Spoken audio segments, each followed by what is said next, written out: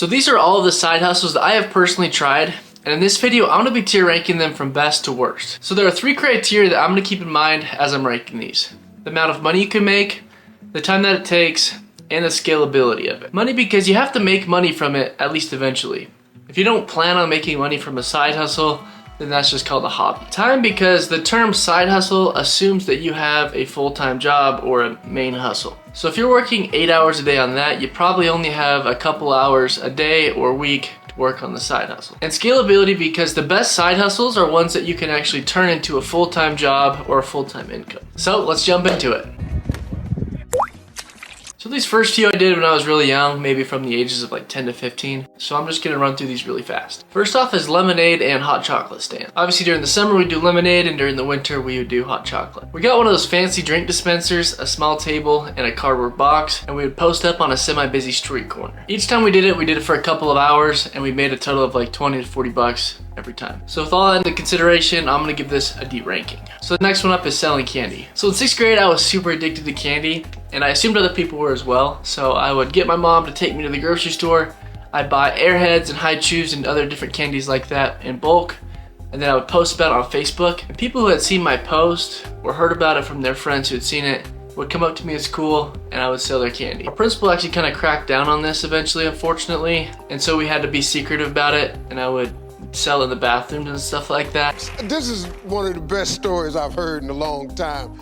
Setting up an illegal candy business that he ran out of the bathroom of his school.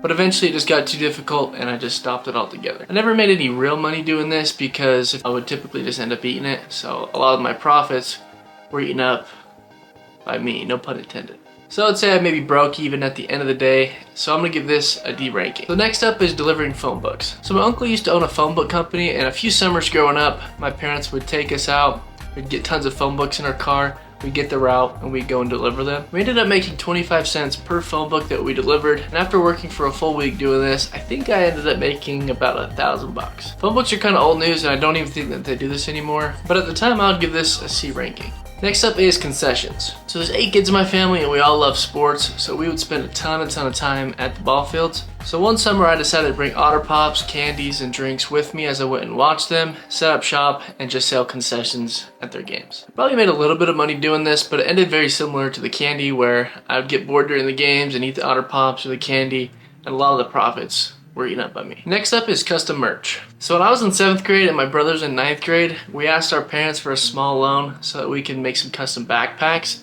It was like the drawstring ones that were super big at the time. So we got a bulk order of them and put our school logo on them and threw them up on Facebook saying, hey, we're gonna be selling these. If you want them, come and see us at school. I think it would cost us like $2.50 to buy them, and then we'd sell them for 10 bucks. It's really funny looking at my old Facebook posts of these trying to sell them. It was clear by the copywriting that I had never read $100 million offers or anything like that. So next up is mowing lawns. So when I was in 4th grade and my brother's in 6th grade, our amazing dad came to us and told us that our neighbor wanted their lawn mowed, and that they would pay us $25 every single week to cut it. Too high, you need to cut it. So each Saturday, me, my brother, and our dad would go over there and cut it, and they paid us 25 bucks.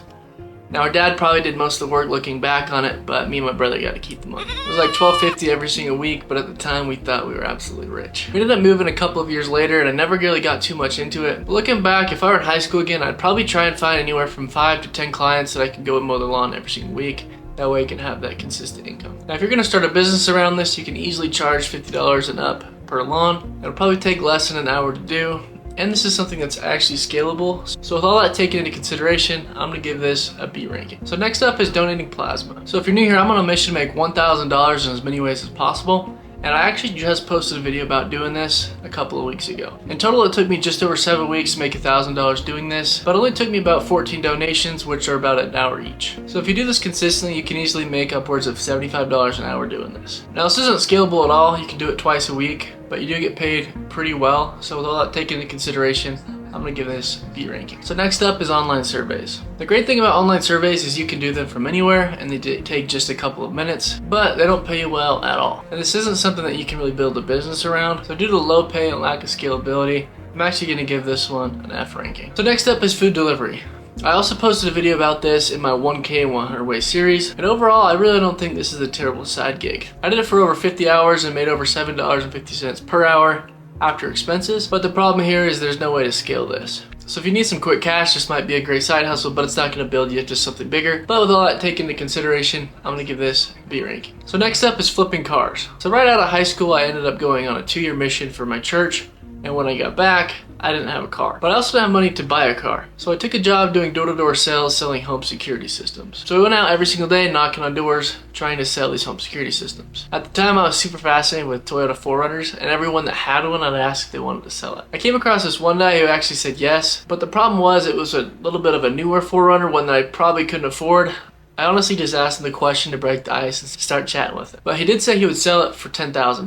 That was a 2014 Toyota 4Runner, which seemed like a really good price. But at the time, I didn't have $10,000 to buy it. So over the next couple of months, I saved up enough money to where I could afford it. So I went back to his house, told him I wanted to buy it, and he still said yes. So I bought the car, drove it for about a year, put about 20,000 miles on it, and a year later, I sold it for $14,500. Definitely not too bad. Now, I don't think I could find deals like this all the time, but if you could, this could be a really good side hustle. It might be a little bit competitive now, but I'm gonna give this a B ranking. So next up is mining crypto. My brother-in-law kind of put me onto this a couple years ago, and I bought a small rig, and a few months later, it was going really well, so I bought another bigger rig. The college apartment that I was living in at the time had a fixed electric bill, so if I used a lot or little, it was the same exact price. Now the biggest expense with mining crypto is electricity, so I figured this would be a no-brainer. So I mined for the full year that I was there, and then I moved, and electricity was a lot higher here, and it didn't make a ton of sense, so I ended up selling my rigs. But it was absolutely passive while I was doing it, so I'm gonna give this an A ranking. Now I haven't been doing it for close to a year now, so I don't really know what the whole thing is like, because once I sold it, I just kind of stopped paying attention to the whole crypto mining market. Next up is reselling shoes. So a couple years ago, I got super into this after watching a Bia Heza video where he goes to stores, finds shoes, sells them before he even buys them, and then checks out with the shoes that he already sold. I started to do this every time I walked into any of the outlet stores like Nike, Adidas,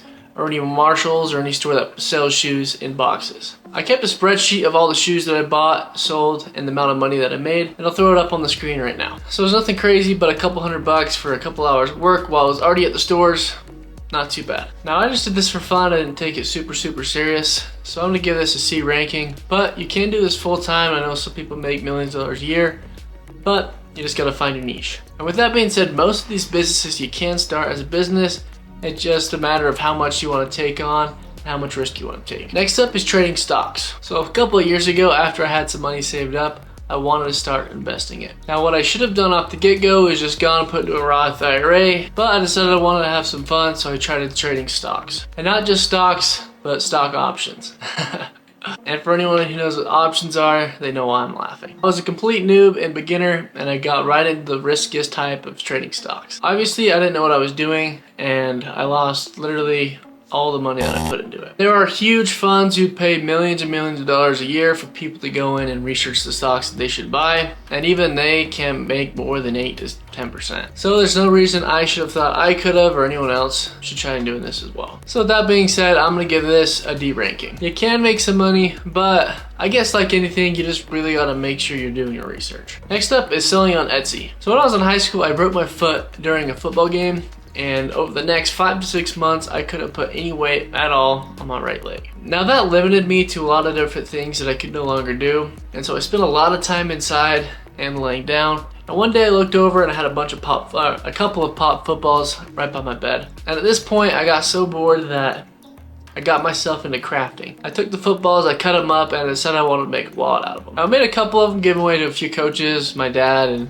couple of friends, but nothing too serious. But a few years later, I decided I wanted to try and see if I could sell some of these on Etsy. Now, me and a couple of my buddies decided we would try to do this together, and we spent a bunch of time making the wallets and everything like that. We listed them, and we ended up selling probably 50 or so, but we're also busy doing our own different things. We never really decided to go all in on this, so we kind of stopped. Now, after expenses and everything like that, I don't think we made too much money, but selling on Etsy can be a great side hustle. I'm gonna give this a B ranking just based off of my experience, but I do know that some people are making millions of dollars a year selling digital and physical products on Etsy. Next up is dropshipping automation. So there's a ton of different companies that I'm sure you've seen ads for that basically want to use your credit to start a dropshipping store, and they do all the work for you. They use your credit, and then you split the profits 50-50. Now a couple years ago, I saw an ad for it.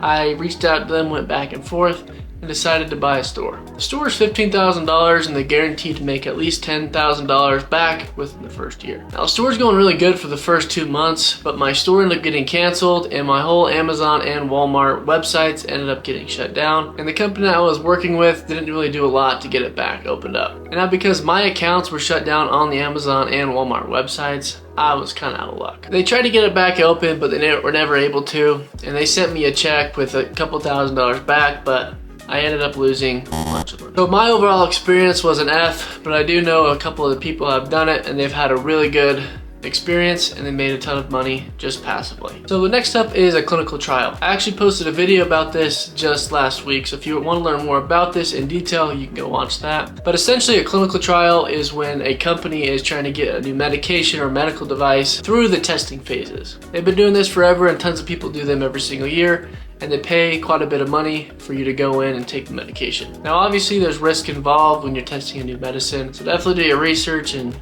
don't do it if you have any concerns or anything like that. But the one I did was in a later stage of testing, and a lot of people have done it and haven't had any problems, so I decided I would do it for content purposes mostly, to be honest. So I went in for 13 days. I ended up making $8,000 and I didn't have any side effects at all, and it was a good experience. So the money was really good, but you do have to go in, you have to live there and eat their food and do everything that they tell you to. This isn't something you could turn into a business, although I do know people that I met in the clinical trial that do this as a full-time job. But with the risks involved and everything like that, I'm gonna give this a C ranking. Now these final two are side hustles that I just started within the past couple of months, and I haven't made any money from them. But the cool thing about these two side hustles is they are things that I can eventually earn a full-time living from. The first one is actually this YouTube channel. Now I posted my first video about mining crypto like 2 years ago, and then I haven't posted since, but I decided I want to take this really serious because I see the value of building an audience and providing value and helping a lot of people with things that I'm passionate about. Making money and saving money, and I want to make it entertaining and fun. So I know as long as I do that and I provide value to you, that I'll be able to build an audience and maybe make a full-time living a couple years down the road. If I never do make any money from it, at least I've taken away a lot of different skills